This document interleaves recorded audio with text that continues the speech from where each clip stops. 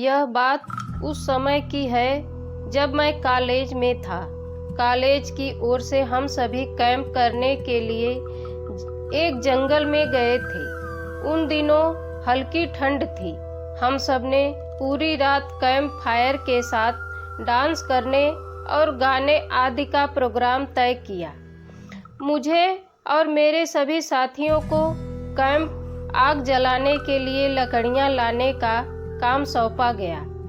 हम सब साथ निकले थे, लेकिन मैं जंगल के प्राकृतिक सौंदर्य में भटकता हुआ अकेले ही बहुत दूर निकल गया था। अचानक आसमान बादलों से भर गया और तेज गर्जना के साथ बारिश होने लगी।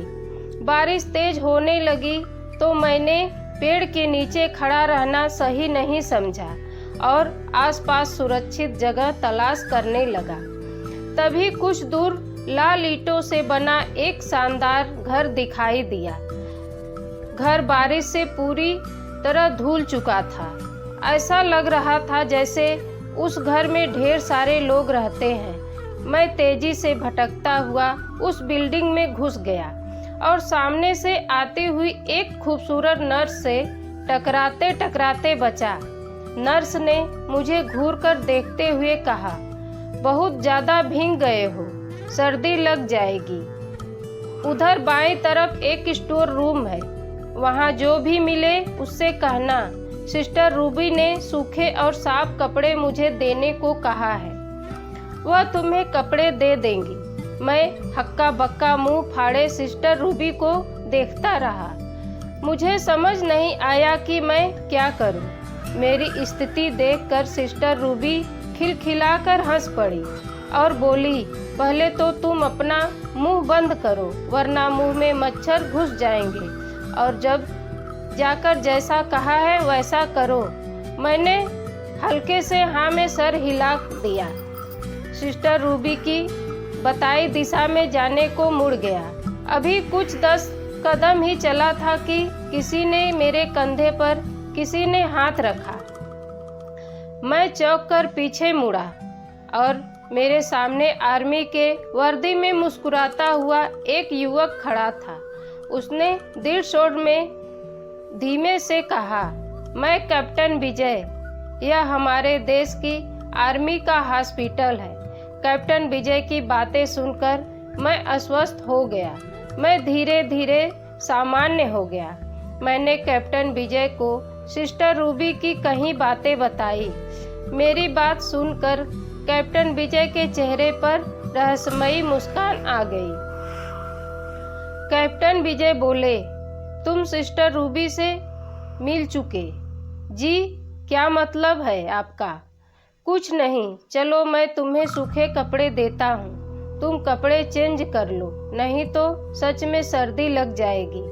मैं कैप्टन विजय के पीछे पीछे एक बड़े से कमरे में पहुँच गया। कमरे के चारों ओर हरे रंग के पर्दे लगे हुए थे। एक तरफ बड़ा सा बेड पड़ा हुआ था। बेड के सामने एक सोफा था।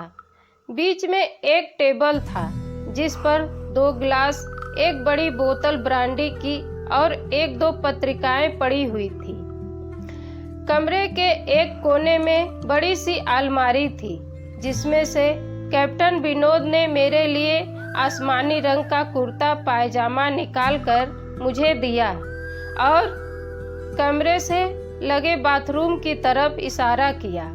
मैं बाथरूम से कपड़े बदलकर जैसे ही निकलने लगा, मेरी नज़र बाथरूम की एक दीवार पर पड़ी।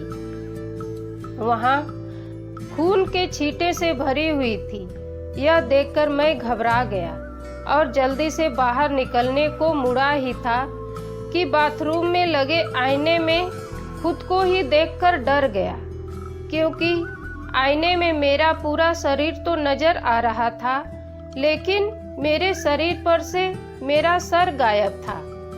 अब मुझे डर लगने लगा और मैं हड़बड़ाकर बाथरूम से निकल गया। मुझे इस तरह बाहर निकलते हुए देखकर कैप्टन विजय ने हंसकर पूछा, क्या हुआ? अरे हाँ, तुमने तो अभी तक मुझे अपना नाम ही नहीं बताया। मैं वहाँ से निकलने लगा। तभी कैप्टन विजय बोले, कहाँ जाओगे? बाहर बहुत तेज बारिश हो रही है, लेकिन अचानक तुम जाना क्यों चाह रहे हो, यह मैं समझ नहीं पा रहा हूँ। मैंने कैप्टन विजय से कहा, आपकी बाथरूम की पूरी दीवार खून के छींटों से भरी हुई है और बाथरूम में लगा आईना भी कुछ अजीब है। उसमें मुझे मेरा पूरा शरीर तो दिखाई दिया, लेकिन मेरा सिर ही गायब था। अब मैं यहाँ बिल्कुल भी नहीं रुकूंगा। बारिश में ही भीगता हुआ ही अपने कैंप तक जाऊंगा। यह कहते हुए मैं कमरे से बाहर जाने वाले दरवाजे की तरफ बढ़ने लगा। रुको! तभी कैप्टन विजय की कड़कती आवाज गूंजी, तो आखिरकार तुमने सब कुछ देख ही लिया। जी, क्या मतलब है आपका? डर के मारे मेरी आवाज दब रही थी। मतलब चाहे जो हो, तुम तब तक यहाँ से नहीं जा सकते जब तक मैं तुम्हें कुछ बता न दूं।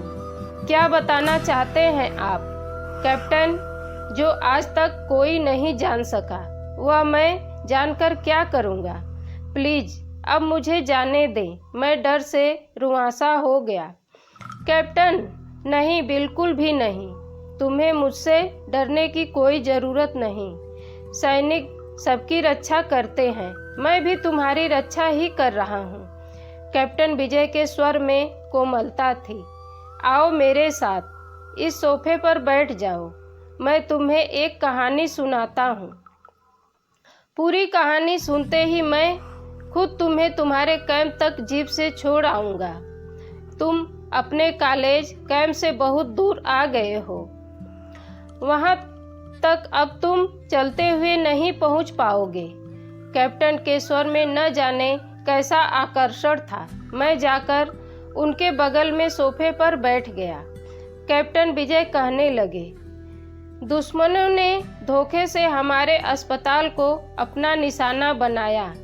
दुश्मन देश के 2 सैनिक हमारे सैनिक की वर्दी में हमारे ही एक घायल सैनिक को लेकर आए।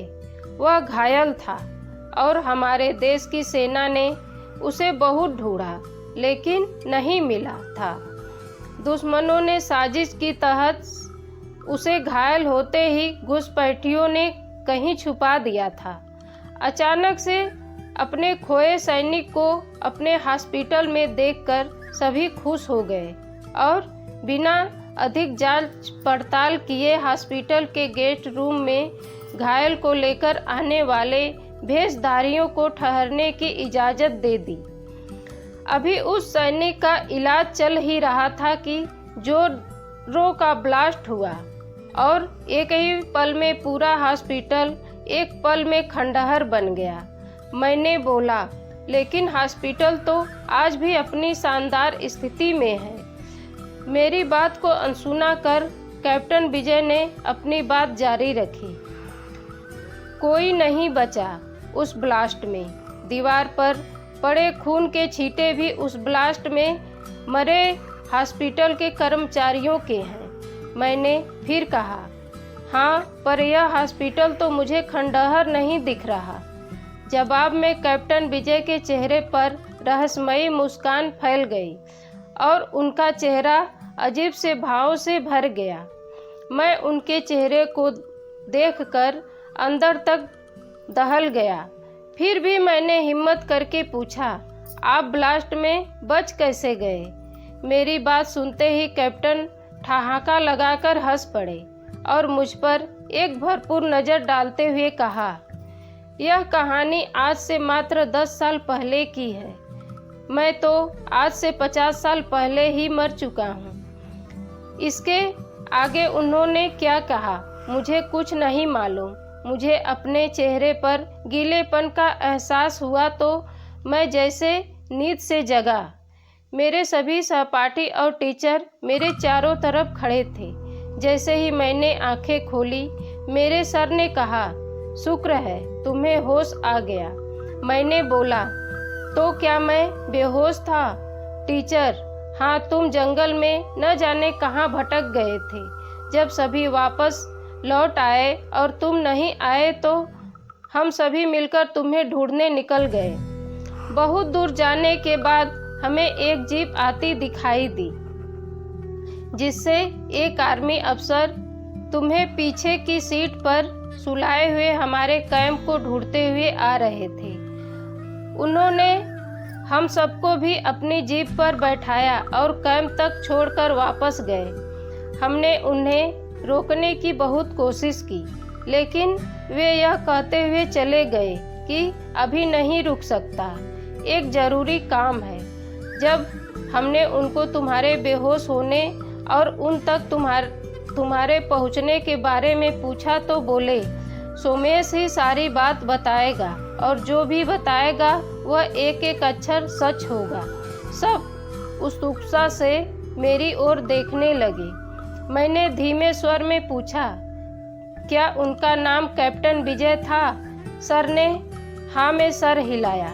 मैंने सबको उधर चलने को कहा, जहाँ से सभी ने कैप्टन को आते हुए देखा था। पहले तो सर जाने को तैयार नहीं, लेकिन मेरे बहुत कहने पर वे मान गए। सुबह होते ही हम उधर गए। मैं उस जगह पर पहुंचकर आश्चर्यचकित हो गया, क्योंकि वहां एक अधजला खंडहर था। वहीं पर एक टूटे पत्थर पर लिखा था आर्मी हॉस्पिटल। मैंने सभी को पूरी बात बताई। दोस्तों, कहानी पसंद आई